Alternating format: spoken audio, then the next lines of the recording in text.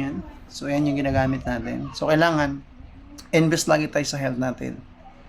Okay? Hindi para mabuhay forever, kundi parang sa ganon, yung mga gusto natin gawin sa buhay, magawa pa natin. Alright? So, sabi nga, malaki ang chance na mag-succeed ang tao once na healthy ito, kumpara sa hindi.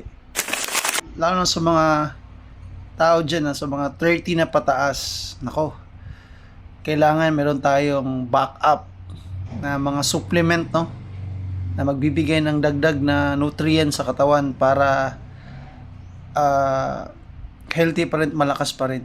Siyempre ako, lagi ako nagbabasketball, so lagi ko itong dala-dala. Pampainit ng katawan. Siyempre, para active pa rin, gising. And dahil mali kong magkape, kailangan yung kape ko natural para wala na akong aantayin na problema pagdating ng araw. And I have here Aken Prime, Barley, nutritional supplement, and Sea Life Alkaline Base Vitamin C with glutathione.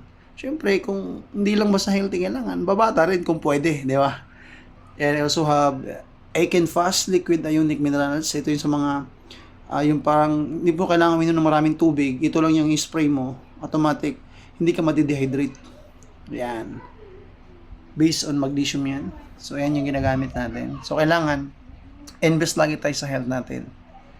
Okay? Hindi para mabuhay forever, kundi parang sa ganon, yung mga gusto natin gawin sa buhay, magawa pa natin. Alright? So, sabi nga, malaki ang chance na mag-succeed ang tao once na healthy ito, kumpara sa hindi.